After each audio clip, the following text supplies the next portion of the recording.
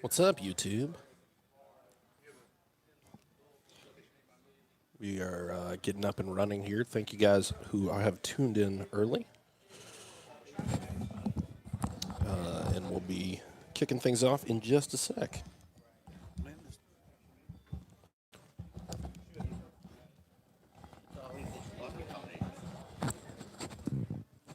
All right, let's see here.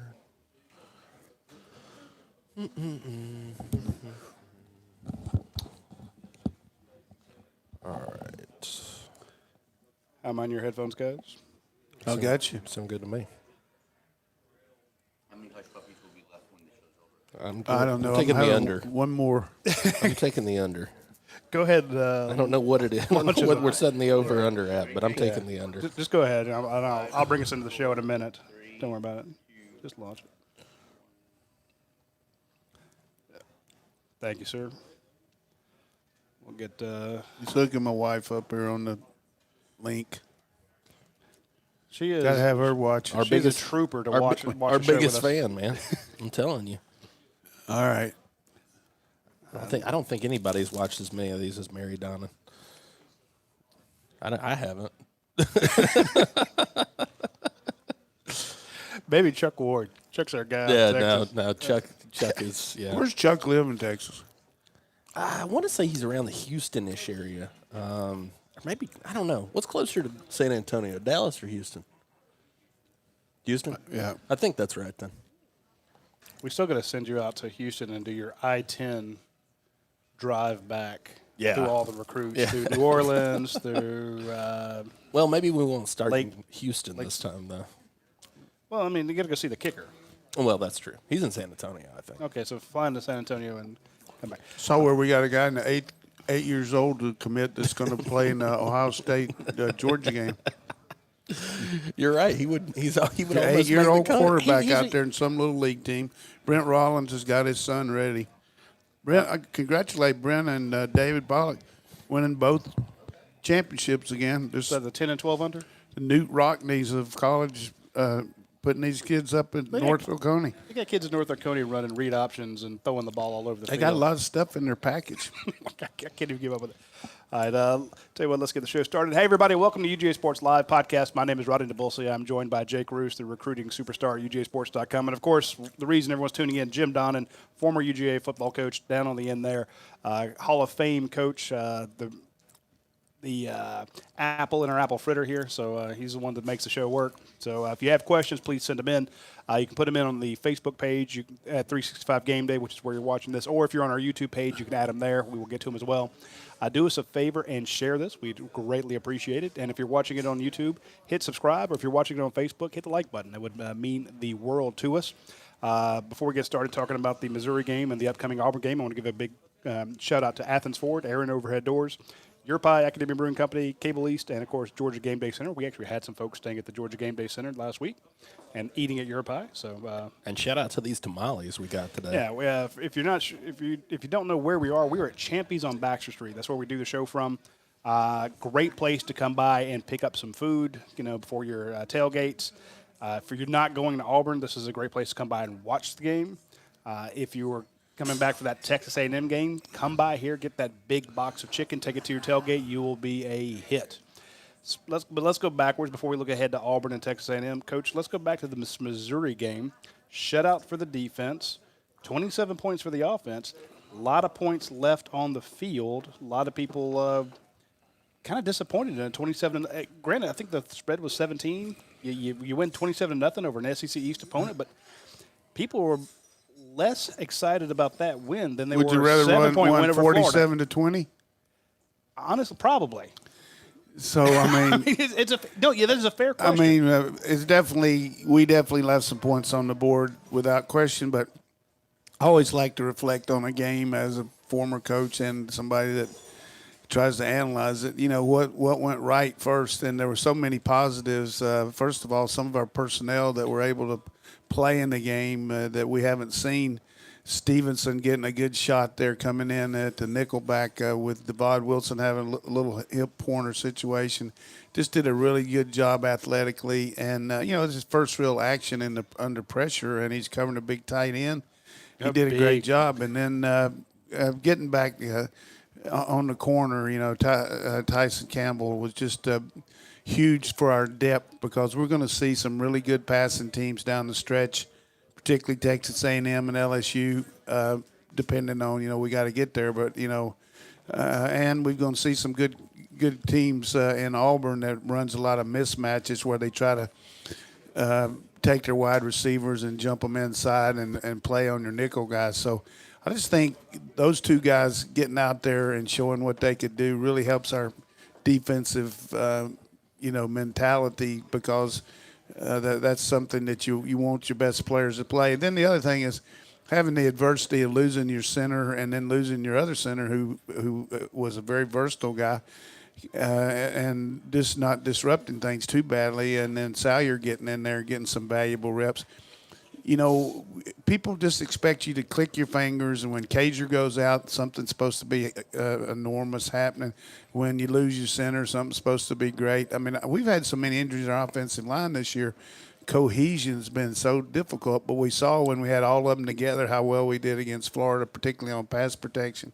So hopefully all these guys will be back this week, and that'll help us. But just as a consummate feeling here, I just feel like there's so much potential that hasn't been realized with our offense that hopefully that we're going to put it together instead of a guy dropping a pass or instead of a guy overthrowing a pass, instead of a guy missing a block. Those things sometimes kind of add up and you put it all together. And fortunately, we haven't had but one loss because of that. So we got the automatic field goal guy that got those 12 points, which was enough to win for us. And our kicking game, again, was good. Guys like Simmons, I get on Simmons about dropping passes, but he lines up there as the gunner and goes down there and covers really good. And then he's the anti-gunner, who's the guy that holds up the other guy that sets up the punt returns. And he did a really good job on the one we had where Dom caught it and got it back to midfield. So a lot more positives than negatives, but, that's just typical society. You're going to dwell on what's wrong instead of what's right, which is okay. No, that's true. Which is okay. But I will tell you, refer to the Army manual that my father had, that after death, everything else is okay. So I'm saying that's psychologically you can recover from just about anything that happens to you, whatever it is in life, but particularly on losing or having something go wrong, you can still come back from that. So I just feel like I give you a little philosophy there that I've always felt like that the alternative after that is okay. You understand? Absolutely. Any concern, because it feels like we've said this before, Georgia hasn't reached its potential yet. Georgia is, they're leaving points on the field. They haven't won Hell once they hit no. their potential. We're 8-9 games in the season. That's why I was asking, any concern that you haven't done that yet? Well, I thought you said, have we reached it? No. No. That's what I'm saying. But any concern that they you haven't add yet? the fact, and I've taken up for the fact that if a guy's playing his 9th game or 10th game, he's not a freshman anymore, particularly after having spring practice or having summer camp. But at the same time, we have had some growing pains in our passing game. There's no question about that. And the lack of having Cage or full tilt has hurt us because he's a go-to guy. But the other guys have stepped up. If you look at Demetrius Robertson, he's touched the ball this year. He's had on his touches, which our great Brent Rollins had it in his reaction to the game. He's averaging 11.9 every time he touches the ball. He's had 20 receptions and he's had 3 rushes for over 10 yards a rush. So we got to get the ball to him some way. The same way with Pickens. I mean, he's got better stats right now than the guy that everybody was just going crazy over that we lost to Oklahoma, Jordan Hazelwood. He's got 4 touchdown passes. Hazelwood's got 1. He's got a lot more receptions. But the main thing for Pickens, I think, that we got to focus on is what he does right. There's not many guys that got that kind of ability. I mean, if you go to a basketball game tonight, and Edwards doesn't hit every shot. He's not going to hit every shot, but he's going to hit a hell of a lot of them too. So the point is, we got to focus a little bit more on as a team, as a staff, as a player, about a lot of the positives we got. And we got Swift, we got Harry, and this is going to be we'll give keys to the game defensively. And I'm not just a homer here for Kirby and the team. I mean, I think we got some issues for sure, but our issues aren't as bad as. How'd you like to have Alabama's defense compared to ours? Yeah. Well, Giving up 5.9 per play in conference play. Alabama, Nick Saban. And the last two top 5 teams he's seen. not going so Almost well. 100 points between Clemson and LSU. How do you feel about this defense, though? We talk a lot about the offense leaving a lot on the board.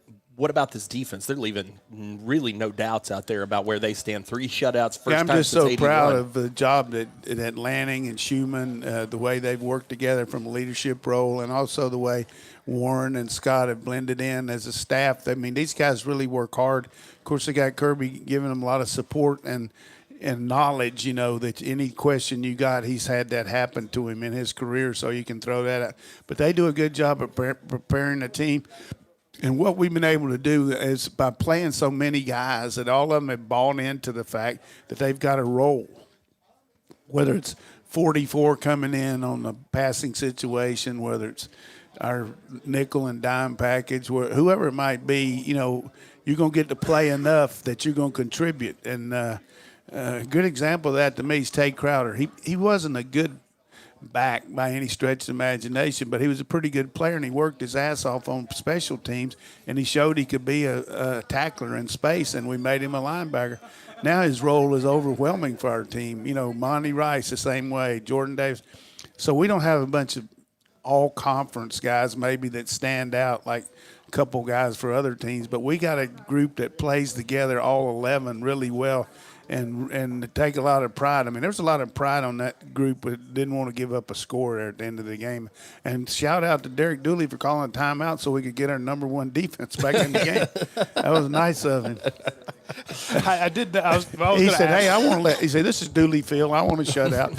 My dad wants them to keep that record, so I'm going to call a timeout because I know they got their second team in."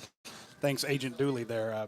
I wanted to ask you about the defense because when I'm looking back at some of the offenses Georgia's played, some were respectable, some were not that good. You've seen a bunch of backup quarterbacks, and that, to be fair, that's been Georgia's Achilles heel, it seems.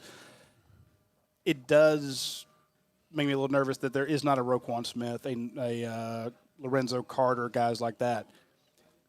The numbers look fantastic, but as a coach, is this defense as good as those numbers say?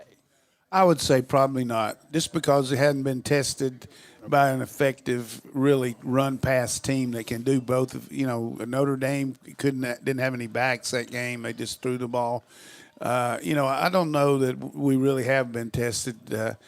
I watch our own offense out there, and we got John Parker here today who watches a lot more practice than me. But our offense moves the ball on the defense, don't they, John? They do, and so that gives me a lot of hope that our offense is capable of making some plays, and it also lets our defense keeps them down to earth that, hey, we're just not the best thing since sliced bread too. So a little bit of both there, but I do feel like our defense has improved immeasurably since spring practice of being cohesive, and the fact that a team can't. If we make you one-handed, you got no chance. But most teams are a lot better if they can run or pass on down the distance. So, but our team has improved dramatically on defense. Offensively, we've improved, but we just hadn't shown it in the games. You mentioned the cohesion on the offensive line kind of being a concern. Cannon2245 over on UGAsports.com wants to know. He says, I'd love to hear Coach's opinion on why we're struggling to run the ball as efficiently as we have the past few years. Is that team scheming against it? Is that the cohesion on the line? Where do you see that coming from? Well, we played against 2 really good defensive fronts in Missouri and South Carolina, which really caught us a little bit there, where we didn't make them. And then just not run a lot of plays. The more plays you run, the better chance. You look at the Florida game, we're out there a long time. second quarter last week, we didn't do anything. No first downs hardly, and so you got to make some first downs to get that. But at the same time, when we incorporate a drop pass or an overthrown pass, when you're using it on a waist down, then it's hard to make 3rd and 6. You know what I mean? Even though we made all those ones against Florida, so I think it's a good question. We hadn't had the cohesiveness because we hadn't had the explosive plays that allow you. You look at some of these plays where Swift runs 30, 35 yards, we go right down the field quickly, but we have an unbelievable propensity for stopping ourselves in the red zone. Like the other night, we had this bad snap. Yeah. I mean, that's a killer. And it wasn't that bad, but, it wasn't perfect either. So I'd like to see if I think there maybe, I can remember 2, but there may be 3 dropped passes in the red zone. I mean, hit a guy in the hands, legitimate. You can't blame the quarterback. You talk about play calling, tremendous call there to throw the ball to Wolf in a running situation that we did, but the underthrow. But he still had a chance to catch it. It hit him in the hands. But once you do that and you don't make it, then you're forced to, you're in the defenses. There's a little bit of advantage for them then. So, but I think there's way too much made about what we can't do instead of what we can. We still got the edge. If you look at this game, we got the edge at quarterback, a big edge, experience, talent. That kid's doing some things good. Kirby's got a big edge over this guy as far as, wins against him. He's in his head about some of the things. Like, he had a brilliant game plan last year against these guys and just came out, he and Tucker, and they just snafu'd them the whole game. Now, whether we'll do it this week, I don't know, but we got an edge in the punting game. They don't net punt very good. We got an edge in kick returns, but they got some speed on the perimeter. But how would you attack this defense, the Auburn defense? Specifically this front 7. That's one of the questions we've got. The first thing you got to do is get some kind of game plan for number 5. I mean, the guy is the best sniper. He's the best player in the conference for what he does at his position, how he affects the game. You don't have anybody he's like Quinnen Williams was for Alabama last year. I mean, he's just so disruptive. He's an athlete. You see him picking up fumbles and run with it, catching. So you got to have some way to negate him and not let him disrupt the game. Their corners are good, but they hold a lot. They do some things on the perimeter where they snatch you, grab you coming by. So hopefully we'll get some calls there. But I look for us to mix up where we line up our receivers a little bit. But I think the number one thing we can do in the passing game is Swift, Cook, harrying out of the backfield against their linebackers. If you're watching the game last Saturday before our game, and most of the people there tailgating, but we had a chance to see that LSU game. Boy, they worked those backers. LSU worked on Alabama's backers. I mean, just broke their back with that back. Number 22 was awesome. And then Alabama did the same thing to LSU.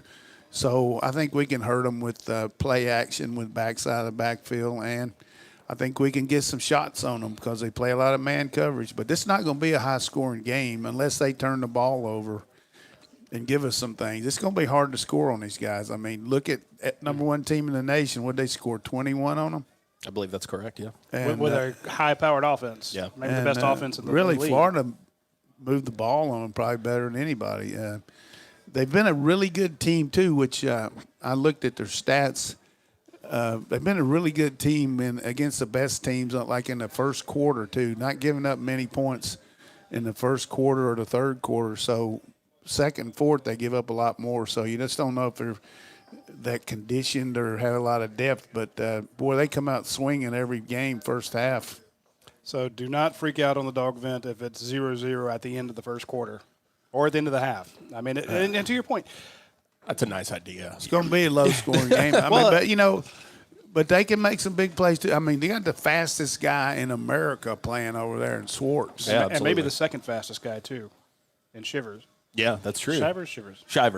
Yeah, Sean Shivers. We got Campbell and Stevenson. I know. I'm not putting Georgia. I asked. And they're quite familiar because they used to all run track Stokes against each too. other. We got Stokes. That's true. They don't know about Stokes. Yeah, I mean, well, we saw that race where it was Schwartz, Shivers, and then Tyson. Campbell. Yep. You know, 1, 2, 3, with all 100-meter times faster than anybody in the state of Georgia. Yeah. Really? Yeah, Yeah. but It was ridiculous. it was a hell of a race. But to be fair, Georgia's got some speed guys too. But I go back and look at all the kids I've seen in high school, not as many as Jake, but I've seen quite the number. One of the most dominating performances I've ever seen was by Derek Brown. I mean, he looked like an NFL all He has pro. since he was in 10th grade. Literally, and just, I mean, running all over the field, knocking down passes. One of the most dominant things, and he's been that way at Auburn. Just I so kinda athletic. really wish he'd gone pro. I don't know why he didn't. Why wouldn't he go pro? I mean, I guess they made him a better deal. I mean, it would have been a loss of money. He is quite a talent there. I can see Georgia having to deal with him. I guess my thought was, when I was asking about how do you attack this defense, I remember when Alabama faced Jarvis Jones. They ran right at him, overwhelmed him on his side. Somebody just suggested that. Do you run right at Derek Brown? I just want to know from a scheme standpoint, is that possible? I think you can mix it up a little bit.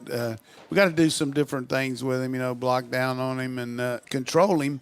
Just make sure that he doesn't play havoc with you and cause the turnovers like he did against Florida. I mean, he kept them in the game with his play there, but their offense was terrible against Florida. I'm talking about Florida's had 2 games that have really helped their stats. Vanderbilt, which always helps your stats, less than 100 yards, and then Auburn, you know, was terrible on third down, like 3 out of 14 and all that. And I mean, we watched that game. They couldn't score. I mean, they just couldn't do it. But they hang around. They beat. You look at them right now. They really control a lot about what's going to happen in the college football playoff. Because if you look at it, Oregon's loss to them is hanging down over Oregon, and if all of a sudden Alabama beats them, that's going to help Alabama on their side of the ledger, depending on what we do against LSU and Auburn. You know what I mean? Absolutely. And hurt Oregon too. So I go back to you're talking about Georgia's advantages in the kicking game, stuff like that. Rodrigo Blankenship named SEC special teamer of the week again. Derek Brown picks up his 3rd SEC defensive lineman of the week to go with Marlon Davidson's 3rd SEC. It's not just one guy; it's 2. So he got an SEC Player of the Week when he's on a bye. No, he's had 3 this year. Oh, okay. No. He's like he picked. No, he beat the hell out of him. I know you really can tell me some stuff, but that would have been good.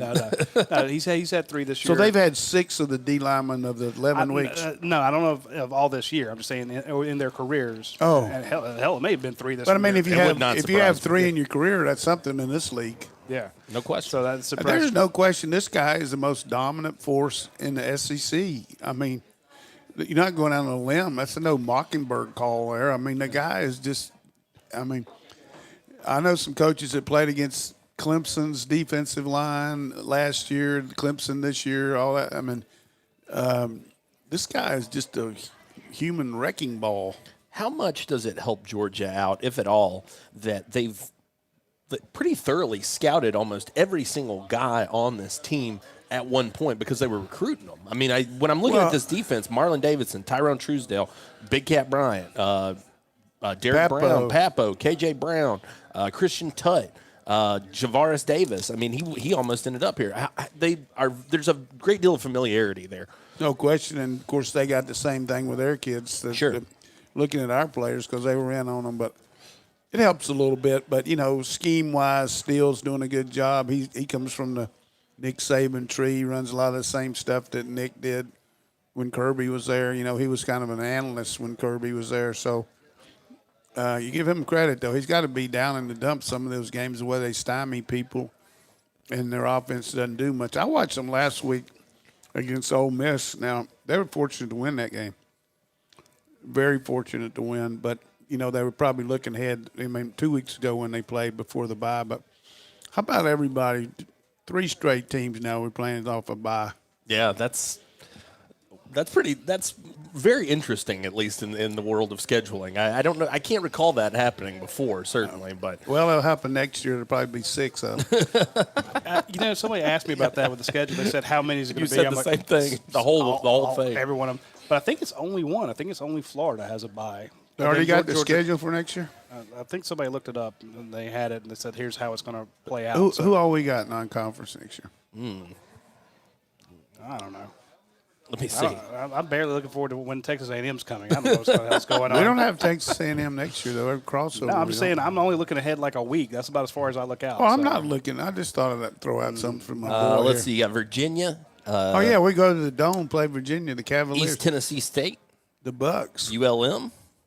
The Warhawks. And I don't know any of these mascots. Georgia Tech. That's it. The Pissants. I knew something was coming.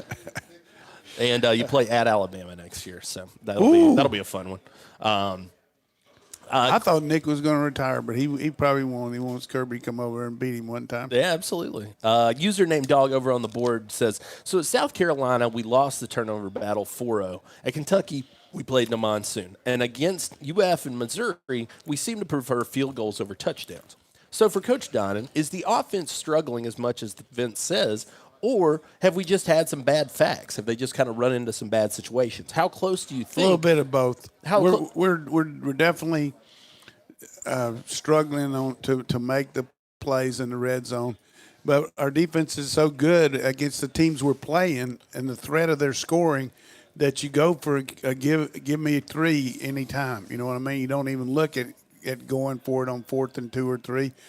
If you're playing against a team that's scoring a lot, you probably would do that. So the quality of the opponent has something to do with kicking these field goals too. But if you just look at some of these red zone problems we've had, it's been a bad snap on one series, a bad throw, whatever it might be. I'd like to see us maybe 2nd and 6 be more of a running down than a passing down for us to see if we can, Burma wrote it in there 3 straight runs, maybe see how that works.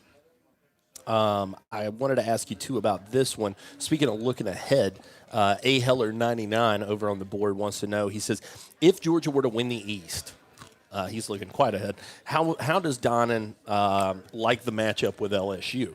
I personally find it to be favorable because of our speed on defense and their defense being suspect at some levels. Well, we've said all year, and we're not going to talk about that much, but as far as the look ahead, but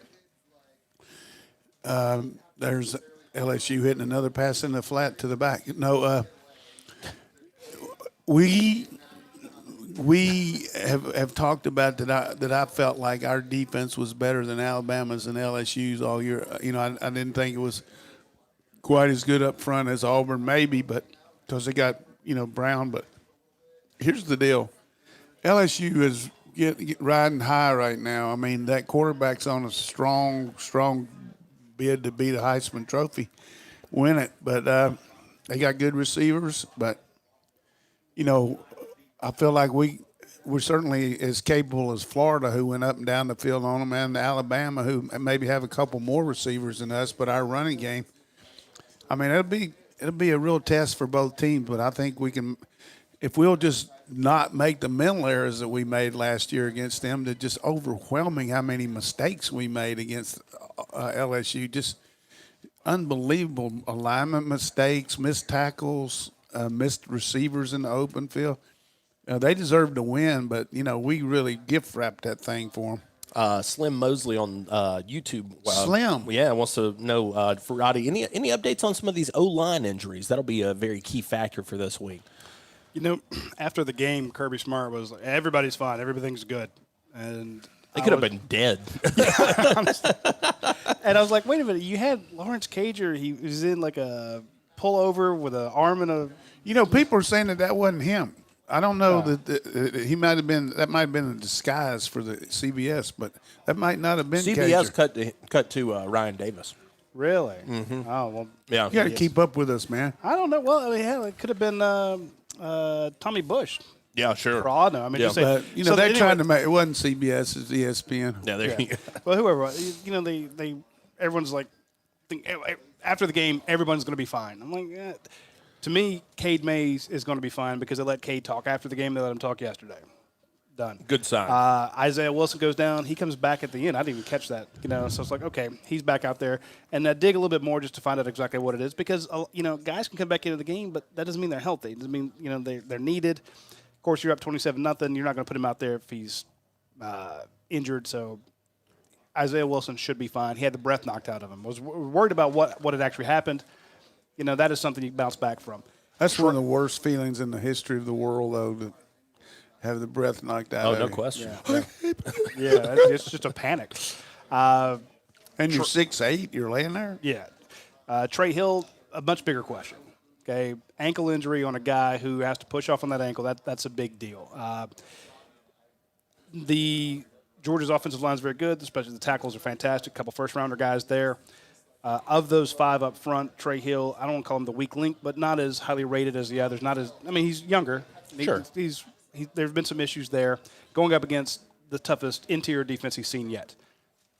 A 80% Trey Hill is a concern. He could go, but how healthy he's going to be. So he's got to be worried about it. But he's cleared to practice, so doesn't mean he's cleared to play. Keep an eye on it. Of course, practice is closed yesterday. Practice closed today. I guarantee you practice will be closed tomorrow, just like they did against Florida. I would, too. So we won't know. Why would we tell you what – if I was coaching, why would I tell you what was going on? I don't know. How close do you, or how important do you think that Trey Hill is, though, to this game? I think he's important just because of the convenience of feeling good about the snap. There's something like we used to talk about. We were talking about the kid snapping that we picked up as a transfer from what's the name? Mercer. Mixon. Yeah, Steven Nixon. Yeah. Nixon. The ball's going to be there, so you don't worry about it. As compared to if you get 1 or 2 bad snaps, you start thinking about, I got to get the snap first before I read the defense. Whereas if you're just looking through the ball to the defense, there's no problem with it. So I think that issue there is something we got to look at. And if you look at the way Hill played against Florida when he had Kinley back in there at left guard, they meshed up good. So well. And, Cleveland got an SEC offensive lineman of the game, but he didn't start last week. Mays started at right guard, and he still made player of the week in the SEC. So Cleveland had a tremendous game against Auburn, 2 years ago. But he still has a little trouble once in a while, like anybody does, with the quickness of Marlon Brown. So I think we're going to have to see all week how this guy does, and they'll play the best. Start out with the best group that they got that they feel like. But what's happened now with all these big groups of mass people, you saw Mays just be finishing up a play and blocking downfield, and he got hit from behind and buckled up underneath him. So and we've had an inordinate amount of ankle injuries to our linemen. You go back to Andrew Thomas last year against South Carolina. Look at all these guys. Isaiah Wilson's had an ankle injury. And then, the one thing about Hill, though, when he was called on to play right guard last year against Quinnen Williams, he did okay in that championship game. He did okay. Nobody's going to win against that guy a whole lot. But I think if you get him back, to your point, you look at the bad snap, the one that went over Fromm's head. Then you look at the low one when he's trying to throw it into the end zone. And he made that quick read. He didn't have time to actually see that DeAndre Swift was wide open. He would have tossed it to him. But he was looking at his feet. Right. There's a blitz. And by the time he looks up, that kid's in his face, and he went to this hot route. He's like, okay, I've seen the defense. This is the guy that I'm going to throw to. If he had a fraction of a second, instead of bending down, pick the ball up, take his eyes off the field, maybe that's the touchdown there. So I tell you, getting Trey Hill would be back for your to. Saw a great play in the Alabama game where they faked the clap, and the defensive back looked inside, and then he threw a touchdown pass on him. It was unbelievable. They weren't ready for it. Here it is right here. They're just doing it right now. I had the fake clap once. But you see, there's nothing fake about that. If you watch a replay and he fakes the clap and he starts looking over to the sideline like he's getting the next snap and next play, and the defensive back's looking in the huddle, and he hits a touchdown pass on him. I was very clever. I like that. Speaking of clever, let me tell you folks over at Athens Forward, they have some very clever deals for you. If you go to their website, the first thing that'll pop up is a get $500 off coupon on any vehicle. So doesn't matter what you're doing, you can get a $500. All you got to do is put your name and phone number in there, and they will take care of it. Right now, they have 1,300 vehicles available. I think when I first started looking at that counter, they had 1,000. Now they're up to 1,300. Why? Because it's the end of the year. So they got a bunch of 2019s and a bunch of 2020s in there that you need to go check out. They have the 2020 Ford Explorer XLT. It is $8,000 off. 2019 Ford Expedition, the really big one, the XLT Limited. The 2019 is $12,000 off. So if you want a 2020 Ford Explorer, $8,000 off. You want a 2019 Ford Expedition, $12,000 off. If you want a 2019 Ford Ranger, fantastic little truck, or the the Lariat, both those are $6,000 off.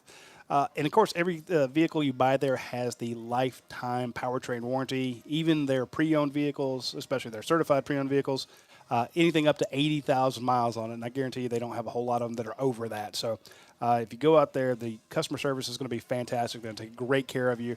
And then they're going to give you a vehicle that's backed up with the only guarantee you can get on a lifetime powertrain. So hit our folks at Athens Ford, huge fans. I guarantee you if you're not going to the Auburn game this weekend, they will be happy to see you until about 3:30 Saturday. And then then come back Sunday or come back Monday, but no point in hanging out there the entire time. So you'll be watching the game. I guarantee you they'll have it streamed somewhere out there. So any other time, go out there and buy it from Athens Ford. But be kind to the salesman and don't come out there at 3:30. Absolutely. Ronnie Brown with a great question here for you, Coach. I'm sorry I didn't recruit you, Ronnie. So he comes with something that I know which Ronnie. Something was talked about. Still sells me that we didn't get Ronnie Brown. Something that was spoken about in the press conferences yesterday. He says, Coach, when you have a player like George Pickens, whose emotions are part of what makes him special, but that can get you in trouble in a heated rivalry like this. How do you help him from a coaching aspect to find the fine line? Yeah, I mean, you just your senior leadership's got to talk to him about, the things that happen in a game like this. You're going to have the other team trying to get your goat, talking to you, saying trash to you and things like that, or hitting you late or whatever it might be. You just got to have poise and understand how important it is to your team that you don't make a stupid mistake and get, push a guy late or swing at a guy. And we've been pretty good about that. I mean, we hadn't had a lot of that. So Kirby doesn't put up with any nonsense at practice, and these guys will warn him about it. And having been a long-time guy that was committed to Pickens was committed to Auburn, then you're going to add that fuel to the fire. But it'll be that much sweeter when he goes across the goal line and all those people saying, well, we could have had that guy. Yeah, that's well, and to be fair, too, I mean, it's not like Georgia has won a ton of those battles against Auburn when it comes to a player like that, a guy like George Pickens or a guy like Derek Brown. I mean, these five-star battles have gone Auburn's way a pretty significant amount of time. All right. Speaking of George Pickens, Curb Stomper 2-1 over on the board. Pat Dye playbook wants to know the Pat Dye recruiting network with the cabin. Is that? I mean, what'd you say? They go their way a lot. Yeah, they do. With George Pickens starting to step up, do you see any of the other receivers taking the next steps also? I would imagine if Cager is out, defenses will start to try to take away George, leaving one-on-one matchups elsewhere. Pat Dye playbook.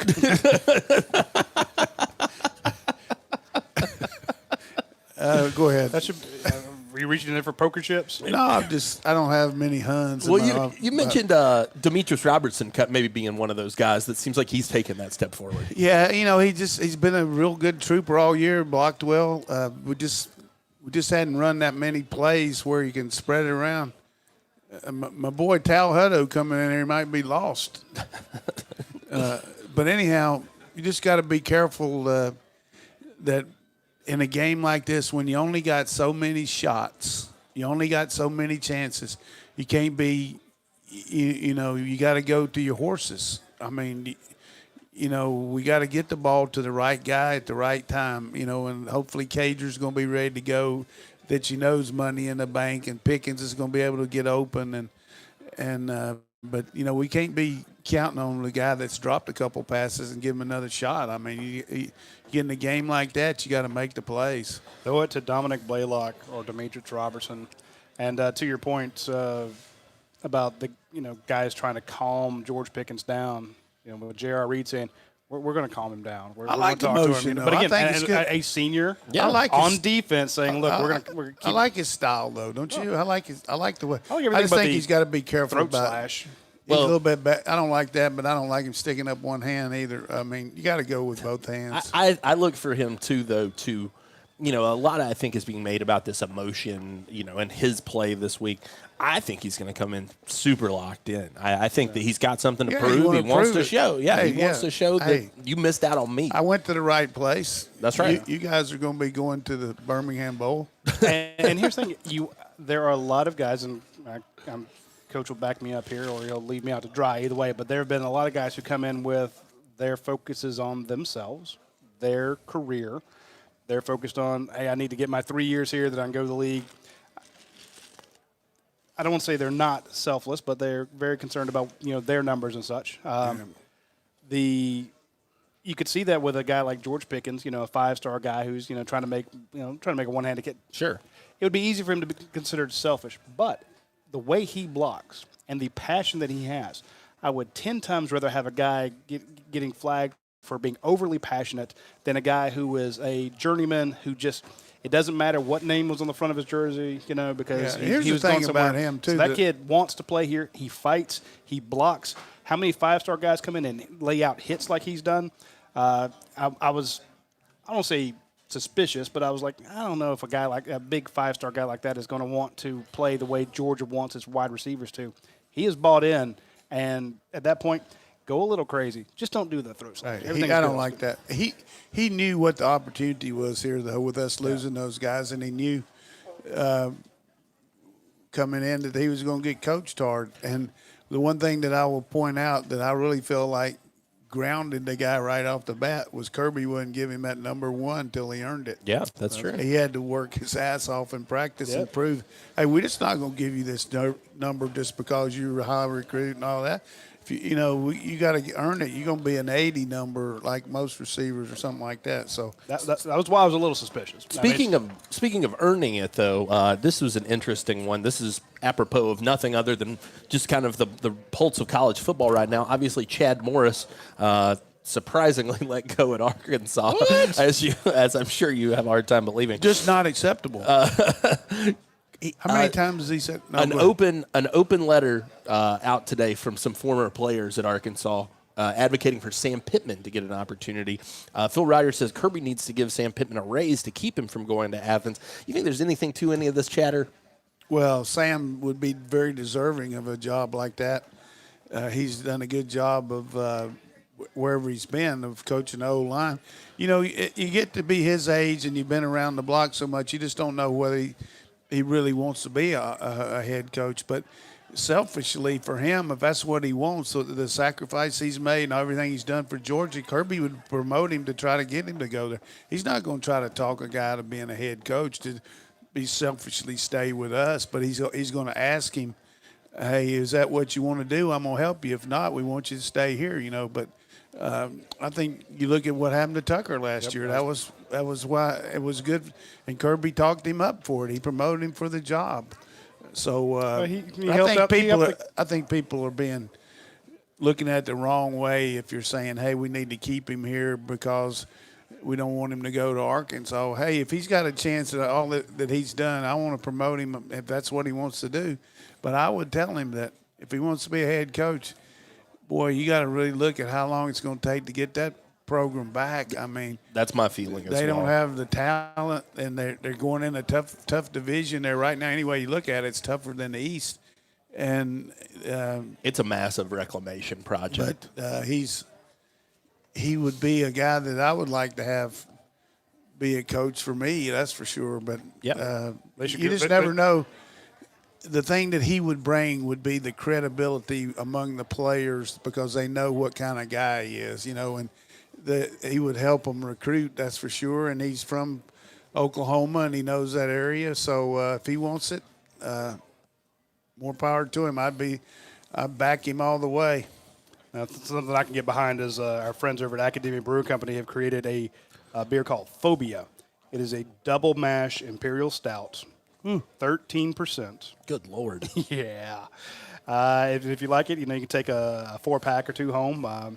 It's got a little picture of a guy wearing a hockey mask on the front. Phobia, 13%, a little scary. They also have a chocolate stout over there because it's cold. It's cold. It's winter. We're supposed to have temperature in the 30s and 40s. We'll be down into the 20s tonight, I believe. There you go. So if you want something to keep you warm, swing by there and pick up one of their chocolate stouts. It's cold and rainy weather getting you down. Don't pout. Have a stout. Of course, if you want to go by Academia Brewing Company tomorrow between 7 and 10, they are having their trivia contest, their weekly trivia. So you can pick that up. And, of course, there's always something going out there. Like on Thursday, they have Latin benefit for ULEAD, excuse me. The 18th, they have Animals of the Night at Academia. All kinds of stuff going out there. And, of course, they have great beer. If you like stouts, you like I do, if you like the gross IPAs like Jake does, those sours and stuff.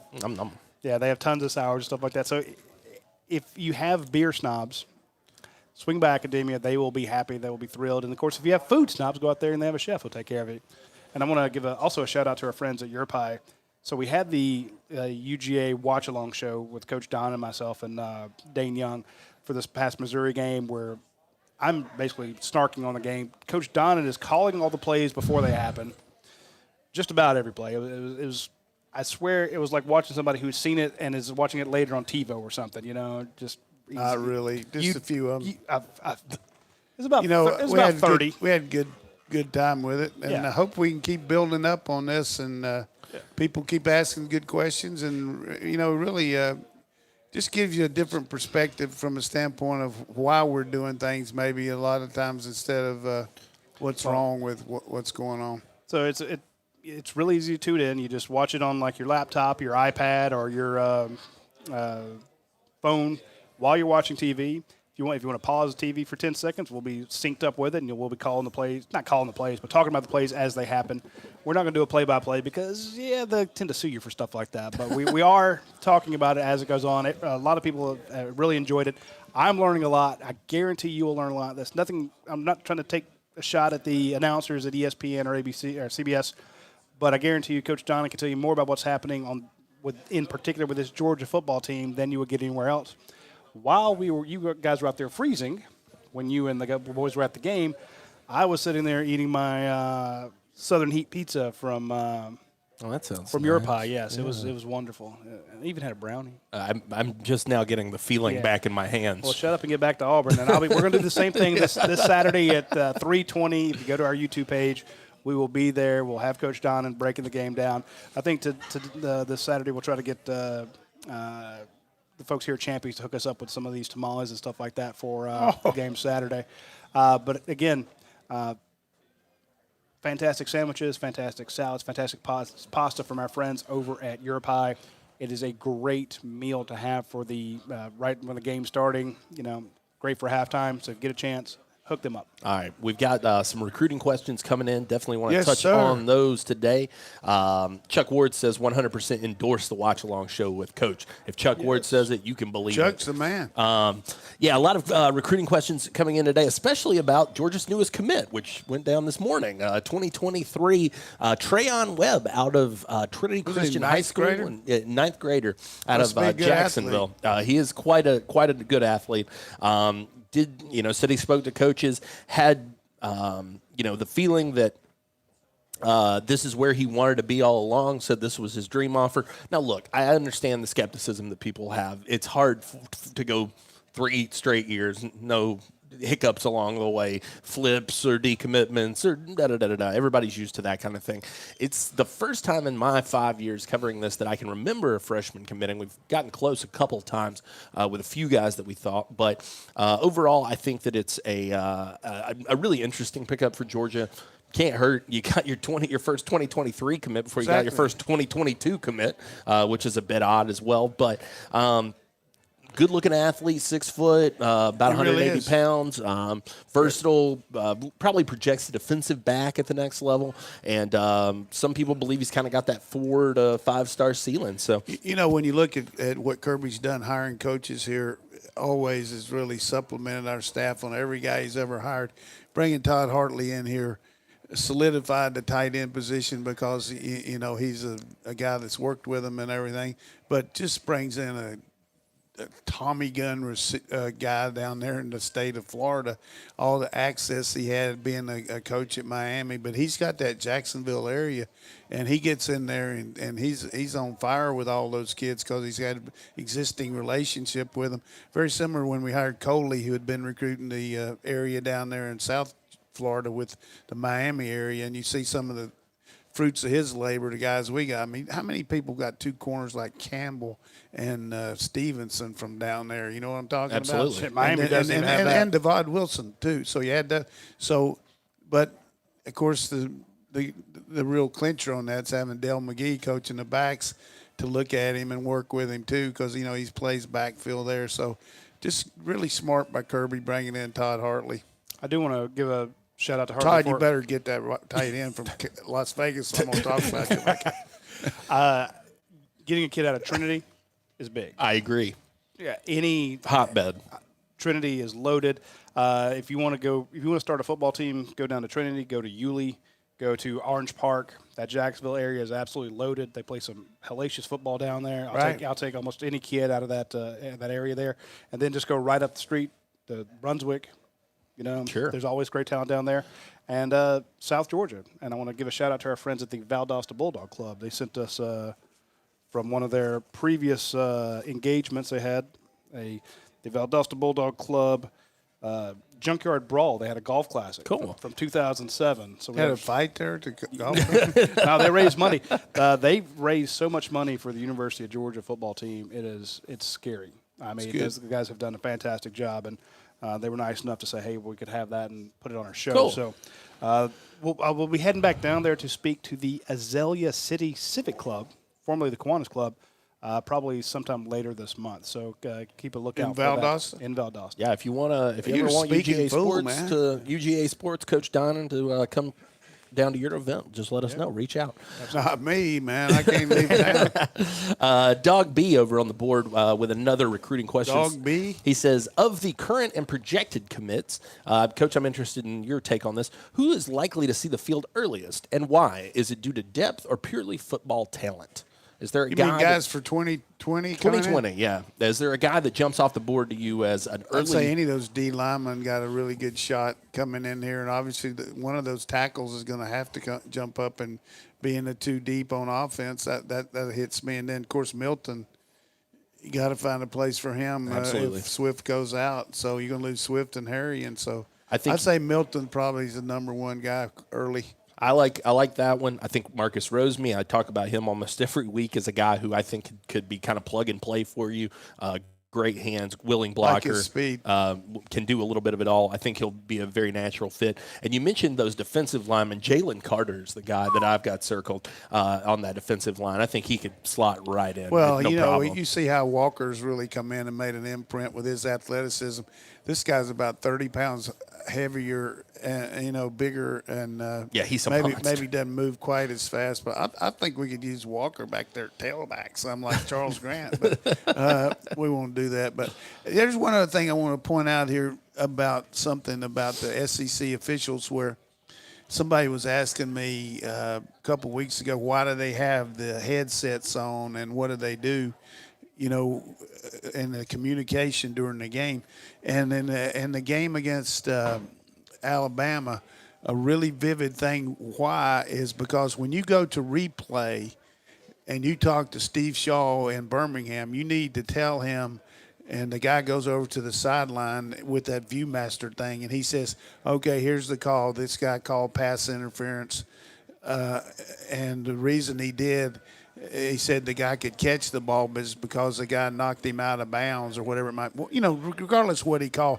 But in the LSU game, a guy went out of bounds and came back in, and you can't do that unless the guy pushes you out of bounds. Well, he had that communication where they told him that the reason the call was upheld was the guy pushed him out of bounds. He came back in bounds, had 1 foot in. So I think it's good to know what the communication situation is with the SEC when they go to the Viewmaster. They tell them what the call was on the field, why they made it, and then they either uphold it or review it. And then get it wrong. Well, Mr. Negative. You'll never get me on the side of the refs. I'm not sorry. on the side of it, I but know I you're like not. it. I like the fact No. they got those headsets on. They They're are communicating. more accurate. It's a tough deal. No, you're right. They are a lot more but- accurate than they used to be. But we need to replay probably has get done 2 more wonders. officials so we can keep up with basketball. They got 3 guys calling 10 guys in basketball, and all 3 of them make $8,000 a game or something like that. Man, I need to It's be a basketball unbelievable. ref. Jesus Christ. I mean, they make unbelievable. $8,000 a game? We got our friend for John, a year. John, find out from how much those basketball officials make. I mean, it's unbelievable. All right. Well, how much does Bruce Pearl pay him? Good question. Well, he pays them $8,500. Looking ahead to this He's weekend. in that Pad Dye playbook too. I want to. They said, "Look, you can come down there. We're used to this now, Bruce. Whatever you did in Tennessee, we've done that before. Here, we got it." I'll never hear the end of that from Jay Tate. Sorry, Jay. I couldn't resist. Dylan Brooks gives a shout out to my sweater, so I'm going to take his question. That he is. says, "Love the sweater, Jake." you A gonna lot of sing people White come in Christmas today. for us? It's not really a that Christmas Bing sweater. Crosby or It's just green. So that bum you beat up, I guess he just hadn't eaten in a while, or what? I like it. I like it. I found him dead on North Avenue. He was.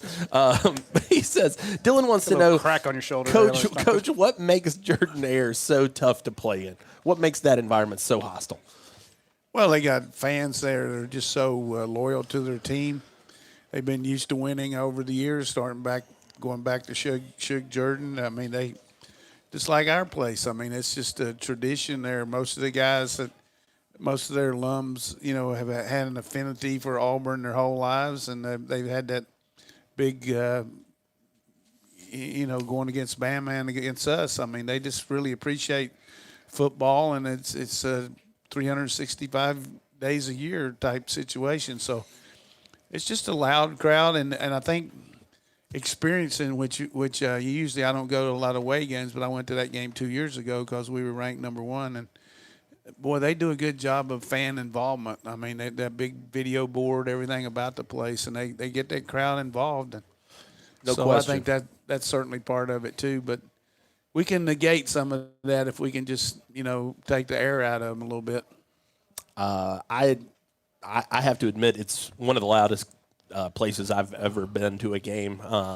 It is. LSU was super loud last year, definitely. But, Auburn, that 2017 game when they beat Georgia pretty handily, I mean, that place was rocking. It was loud. And like you said, the accoutrements of the stadium, that video board's super impressive. The production they put into it, It's no worse than anywhere else, or no better than anywhere else. I mean, it's still worse for the better Georgia than team. Vanderbilt. Well, that's because it's a home game for Georgia. But I mean, you go when I'm down there with the big camera, over We the got to shoulder get and stuff. Vanderbilt and Arkansas playing for the day of the SEC championship. They need to play the preliminary game to see which one of them's the worst in the league.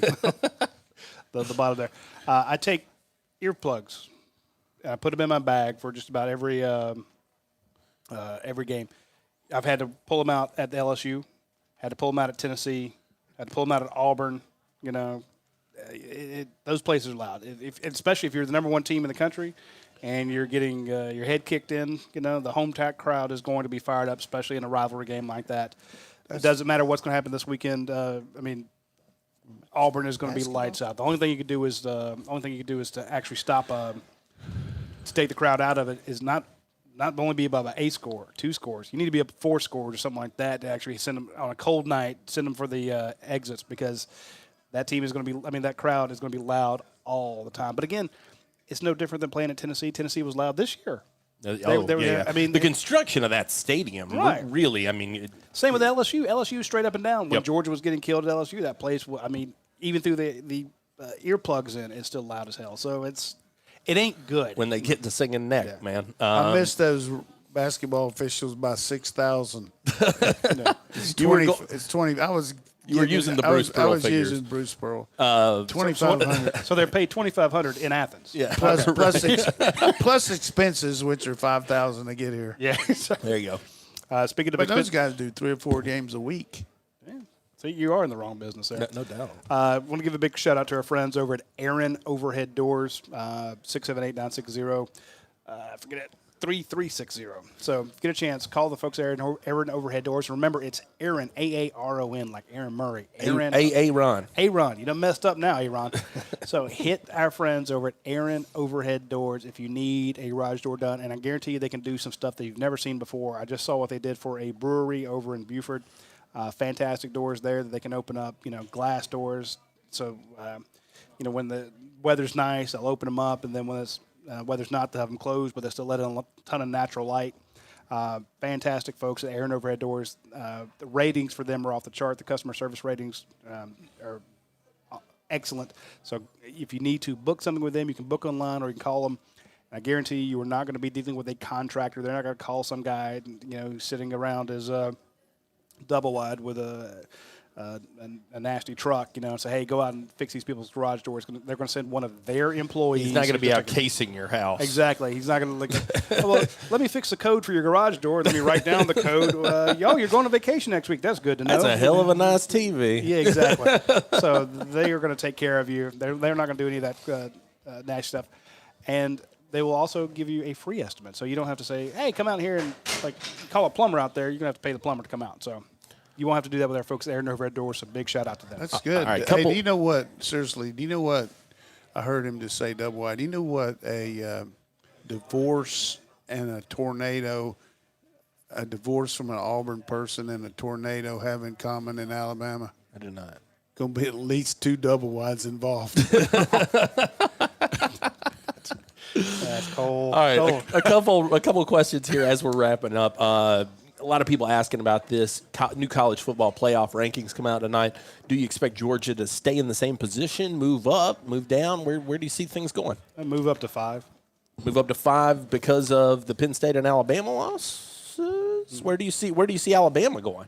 I say Alabama's going to be 4, we'll be 5. Right. Probably Minnesota and Oregon are going to be the beneficiary of some big moves, but Penn State will drop behind. Penn State, it's like they dropped down to like 9th or 10th in the polls. But I think it's going to be LSU, Ohio State, Clemson, Alabama, us, maybe Oregon or Minnesota at 6. How impressed are you with Minnesota? I'm impressed just from this standpoint. Drew Wilson is one of our trainers here who does a great job. He came in here from Northwestern, but he before that he went to school at Michigan, but his dad's a trainer at Western Michigan, and P.J. Fleck was up there. And when P.J. got the job at Minnesota, Drew was talking about how bought in the players were at Western Michigan to his.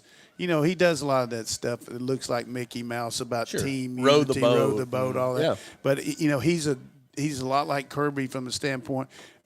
In charge of everything, and it's either my way or the highway in that system. And fortunately for him, he got that quarterback that he had committed to Western Michigan to go with him to up to Minnesota, and that's not an easy job now. I mean, you got to get players. Can you imagine bringing a kid in there from Miami for official visit? They pull a kid, the Rashad Bateman, out of Tifton. They do, but they don't ever let him get out of the airport. They don't ever see. I mean, seriously. I know some guys that have coached there. Glenn Mason went up there, and he said, just very difficult to recruit, but it takes a unique kid to go up there. But now they're playing. They used to play in the dome, but they're playing outside now. Yeah. And that stadium was rocking, and they deserved that win, though. I mean, it looked like Penn State was going to come back, but I'm impressed with Fleck, and he's done a good job. Thoughts on the game this weekend? Well, I want to go back to the thing about a lot of people say, well, why wouldn't Georgia be 4? They're 6. 2 teams ahead of them lose. Shouldn't they move up 2 spots? We lost to South Carolina, and they lost to LSU. What are you talking about? Exactly. But the flip side of that is, and who have they beaten? Nobody. Georgia has 2 top 10 wins. So it's like, okay, you lost on a 4-turnover game. The case can be made either way. The good news is it doesn't matter. So don't get pissed off if they're ranked 5 and you think, well, Alabama lost to LSU, but they haven't beaten anybody, which is a fair argument. We got to win the SEC champ. We got to win out and win the SEC championship, and we're in. It was always going to be that way. We won't be. It was always going to be that way. So, it's because of South Carolina loss. I mean, so once you lost South hold Carolina, those losses against you. Look at Purdue beating Ohio State last year. I mean, that was a credit. Bureau wanting to know if you're going to pay for this. Seriously, man, I thought I had that baby off. My bad. But I think that it's really immaterial right now. That's my point. Look at Clemson getting all pissed off last week, but the only bad part about that was they were running it up against my alma mater last week, throwing the ball at the end of the game. And Boy, he did not seem to like that, did he, Dave Doran? He was. well, he hasn't liked. Dabo's been mad at him since they turned him in for using those computers on the sideline a couple years ago. Remember that? Oh, yeah. They had that, and they were doing what they could do within the framework of using the computers, but Doran was saying that they weren't, so that didn't make him very happy. I tell you, who's going to be in the world of hurt this week? A team that the ACC was counting on being a top 25 team and helping their conference. They lost last week to Virginia Tech. Now they're going down to Death Valley, 33-point underdog, Wake Forest, Demon Deacs. Woo! Clemson's got to play. Wake Forest and South Carolina. Who do you like for the Florida State job? I hope Ned in the first reader, because I don't want anybody down there because they get some players. But, it's going to be a situation there where they got to get somebody in there that's got a name, that can recruit. I mean, they're so far behind right now, talent-wise, on Miami and Florida that I don't know that they're that far behind, but they're going to end up winning these last two games because they're going to. Going to a bowl because they got what is it, Alabama State this week or somebody like that? Yeah, it's not great. And then they got to watch out for that Alabama State band though. They played the whole game. They don't even care if there's any rules. They just keep playing. Bah, bah, bah. And you can't even hear when you're doing the game talking on the headset. Okay, I want to go to that game now. They play. I mean, they rock, man. They rock. But then they got the Gators the last game. I'd love to see them beat the Gators, wouldn't you? That would be something. And I'll tell you what. Carry the guy off the field and then Mullen after the game say they didn't play very good. I know you said they need a name. I'd love to see Odell Higgins get the chance. His press conference yesterday talking about Marvin Wilson, that guy is all Florida State. I know he's been there for a long time. About 30 years or so. You just can't give it to a guy like that, though. I get it. I mean, you just paid a guy $17 million, not the coach. You got to. The thing about it, though, that I would like to see, you got these guys working on it. It's like out there in Nebraska a few years ago when they fired Frank Solich. It took them 47 days to hire a guy, and they couldn't get the guy they wanted. So they ended up taking Bill Callahan at the last second, who was a fish out of water there. No question. That game they lost to Texas Tech when Leach was there 77-0 was hard to believe Nebraska get beat that bad. But all right, bringing it back to Georgia this weekend, what do you see happening, Coach? Yeah, I like our chances of going over there and putting it all together. I mean, we're due. We're about 12 months pregnant in the red zone. Got to get it going in there. I like our defense to really not give up a lot of big plays, and I think we got a decided advantage in the kicking game. Mouth-watering player? I'm going to go with Pickens just because I think he's going to have some shots to do it. All right. Roddy, what do you think? I'm going to go with Demetrius Robertson. Okay. Cager, banged up a little bit, an absolute warrior.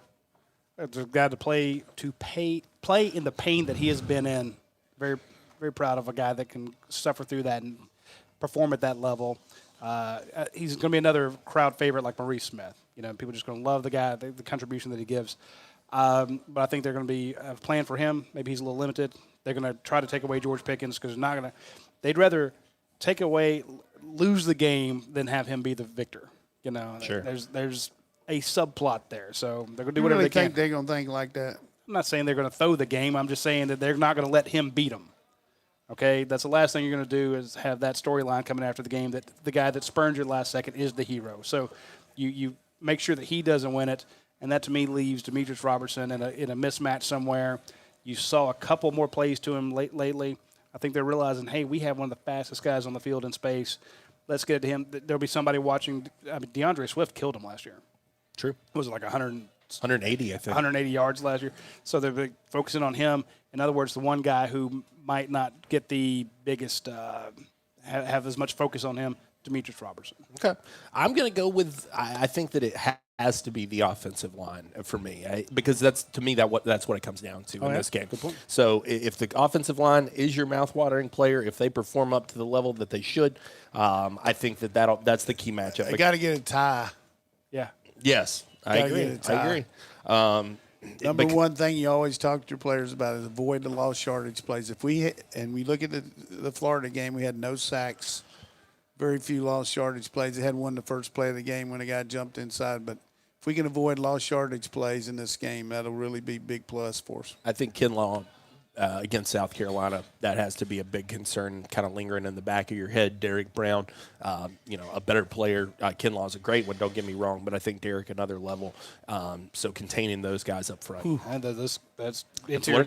Last week those two interior defensive tackles were pretty bloody good too. They gave you, and especially when you're changing out offensive centers, Exactly. you're on three of them. That's not where. If any place you wanted to get hurt, that's not where you wanted to be hurt. So, All right. Anyway, we're going to wrap it up there, folks. Be sure to tune in next Tuesday. We'll be talking about the Auburn game and looking ahead to Texas A&M. Big shout out to Champions here on Baxter Street, and of course, Athens Ford, Academia Brewing Company, Europe High, and Aaron Overhead Doors. We will talk to you next week.